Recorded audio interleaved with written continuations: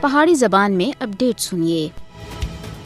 اج مقبوضہ جموں کشمیر آزاد کشمیر پاکستان اور دنیا پار وچ رہنے والے کشمیری ممتاز کشمیری رہنما شہید محمد مقبول بٹ دی 41ویں برسی اس عقیدت اور احترام دے نال منا رہے ہیں کہ انہاں دے ادکردے مشن کو ہر صورت وچ پایا تکمیل تک پہنچایا جا سی۔ اس حوالے تھی مقبوضہ کشمیر وچ مکمل ہڑتال ہے جس دی کال کل جماعتی حریت کانفرنس سن دتی سی۔ ان شہداء دی قربانیاں کشمیری عوام دے اوتے قرض ہیں۔ انہاں دے مشن کو پایا تکمیل تک پہنچانا ہر ایک کشمیری دے اوتے فرض ہے۔ مقبول بٹ سمیت کشمیری شہداء بھارتی قبضے دے خلاف کشمیری عوام دی مزاحمت دی علامت ہیں۔ کشمیری شہداء بھارتی قبضے دے خلاف جدوجہد آزادی دے حقیقی ہیرو اور محافظ ہیں۔ 11 فروری 1984 جد بھارت سن مقبول بٹ کو جدوجہد آزادی وچ اہم کردار ادا کرنے دی وجہ تے بھارت دی بدنام زمانہ تہاڑ جیل دے اندر پھانسی دے دتی سی۔ مقبول بٹ سن پھانسی دے پھندے کو چوم لیا لیکن بھارتی تسلط کے سامنے جھکنے تھے انکار کیتا سا۔ شہید محمد مقبول بٹ کو آزادی دی جدوجہد وچ انہاں دے اہم کردار دی وجہ تے انصاف تے تمام اصولاں دے خلاف پھانسی دتی گئی ہے۔ کشمیری شہداء دی بھارتی غلامی تے آزادی تک قربانیاں جاری رہ سن۔ کشمیری شہداء اپنے